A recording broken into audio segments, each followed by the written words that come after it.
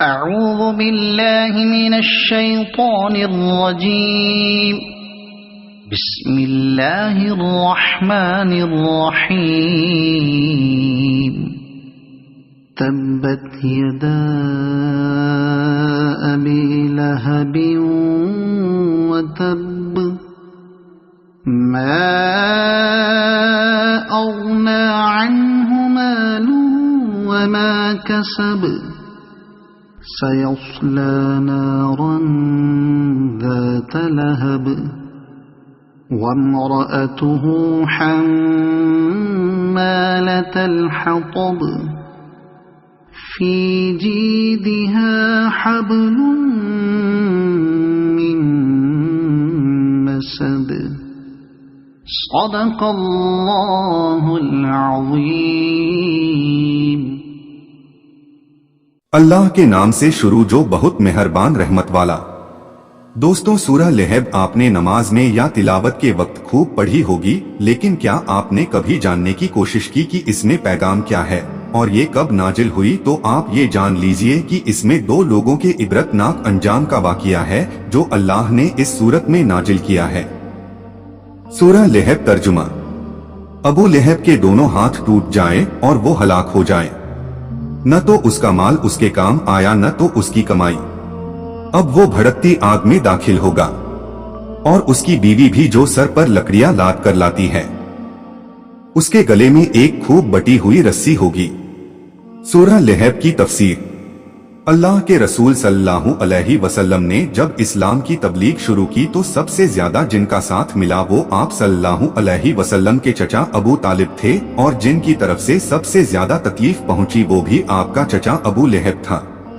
ابو لہب کو ابو لہب کیوں کہا جاتا تھا؟ ابو لہب کا اصل نام عبد العجا تھا. اس کی خوبصورتی کی وجہ سے اس کو ابو لہب کہا جاتا تھا، یعنی ایسا شخص جس کا چہرہ شعلے کی طرح دمکتا ہے. اس کی بیوی کا نام ام جمیل تھا.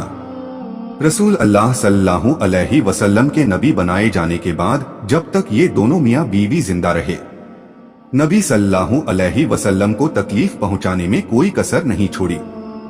سورت کب نازل ہوئی؟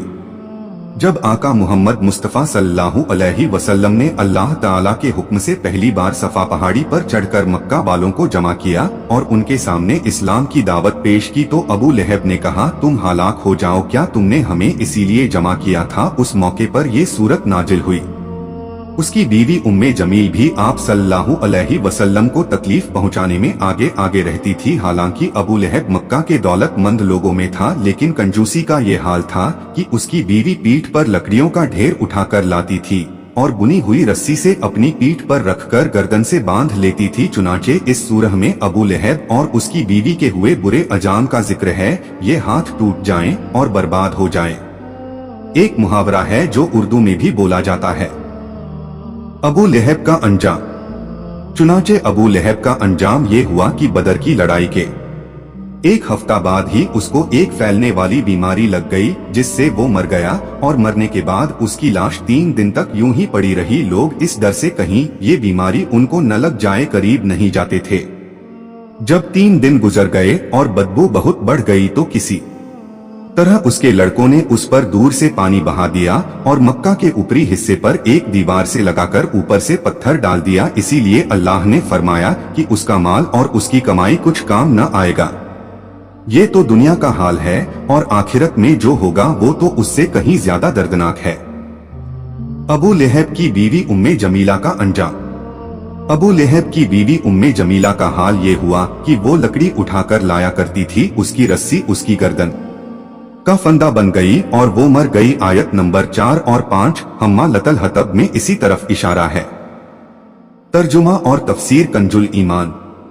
اللہ کی بارگاہ میں دعا ہے کہ اللہ عز و جل ہم سبھی کو قرآن اور اسلام کے مطابق زندگی گزارنے کی توفیق عطا فرمائے. آمین. اور کوشش کیجئے گا قرآن شریف کو سمجھنے کی. قرآن شریف کی اور زیادہ معلومات کے لیے ہمارے چینل نسیم وائس سرکھیج کو سبسکرائب ضرور کریں.